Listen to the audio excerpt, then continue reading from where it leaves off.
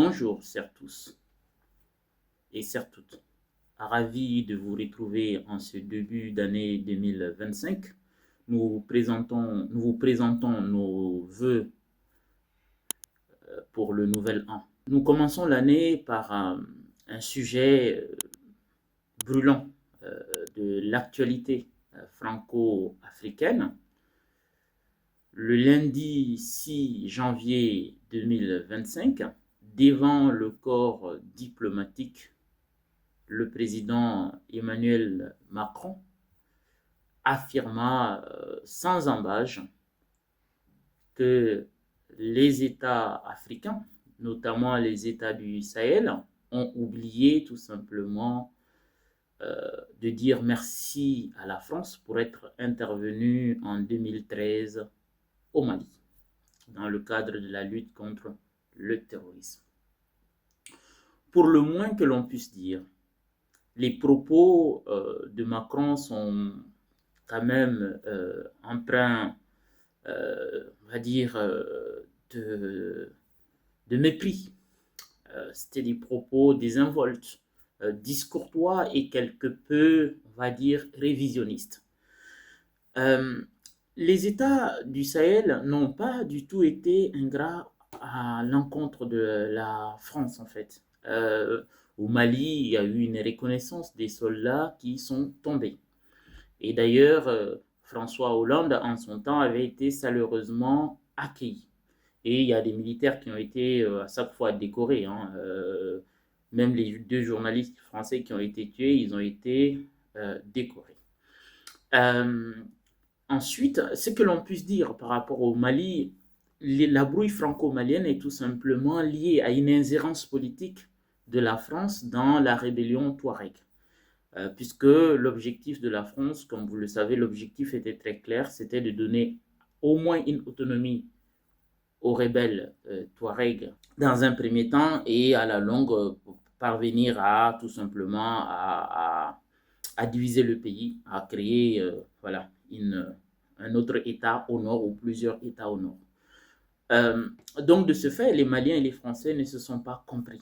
Et donc, en termes de, on va dire, la crise, la genèse même de la crise au Sahel, la France, quand même, a une grande responsabilité, notamment l'intervention anglo-française, tout simplement en Libye, qui a déstabilisé tout le Sahel, notamment avec la poudrière libyenne. Les armes se sont déversées dans tout le Sahel.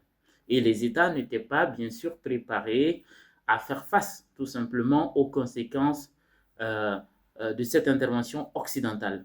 Et de l'autre, il y a eu aussi une conspiration, il faut le dire, française contre le Mali, puisqu'il y a eu un deal entre les services secrets français, je vais même dire l'élite française, notamment Sarkozy et autres, avec des Touaregs d'origine malienne qui étaient dans l'armée de Kadhafi, pour qu'il lâche Kadhafi, qu'il vienne au Mali et pour proclamer l'État Touareg.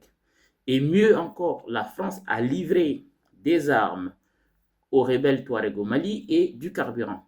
Donc, en plus des moyens diplomatiques, médiatiques, logistiques mis à leur service, tout simplement, la France a vraiment joué, on va dire, un rôle assez négatif, on va dire, au Sahel, en fait. Et de l'autre, on ne peut pas parler d'ingratitude, en fait, à propos des Sahéliens. En tout cas, ce serait pas, c'est très malvenu, en ce sens que il y a beaucoup d'Africains qui sont venus en France se battre, à peu près plus durant la Seconde Guerre mondiale, par exemple, 14-18, il y a à peu près 271 000 tirailleurs, et dont 24% de Maliens, 20% de Burkinabés, 4% de Nigériens, soit 48% de ressortissants de ce qu'on appelle aujourd'hui AES. Donc à peu près 48% des tirailleurs sénégalais venaient de l'AES. Et donc, parler d'une ingratitude, je crois que c'est très mal pensé, tout simplement, et ça n'aide pas la France, en tout cas, à revenir en grâce, en fait, dans cette région. Puisque ces tirailleurs, on le sait, le sort qui leur a été réservé une fois à Dakar, quand ils ont réclamé des soldes pour rentrer chez eux, il y a à peu près 300 à 400 tirailleurs qui ont été assassinés, froidement assassinés, à Dakar, à Tiaroy. Et donc, tout ce que l'on peut dire, c'est que Macron, tout simplement, il n'a pas une bonne lecture de la situation au Sahel, en tout cas des reproches qui lui sont faits ou qui sont faits à la politique française au Sahel. En fait, il n'y a pas, en tant que tel, il n'y a pas d'hostilité. Le problème qu'il y a, c'est que la France ne cherche pas à comprendre, en fait, ce qui se passe, ou du moins ce qu'elle a fait comme action, on va dire, ayant conduit ces pays tout simplement dans une impasse politique, mais aussi économique, parce que d'une certaine manière, il y a une certaine responsabilité de la métropole, en fait, puisqu'il y a, sur le plan politique déjà, il y a beaucoup d'interventions françaises dans ces pays. Parfois, c'est pour enfin, la participation, on va dire, officielle ou officieuse dans certains coups d'État, d'une part, et aussi le fait que Paris quand même n'a pas hésité tout simplement à être du côté de certains mouvements rebelles qui ont déstabilisé ces espaces.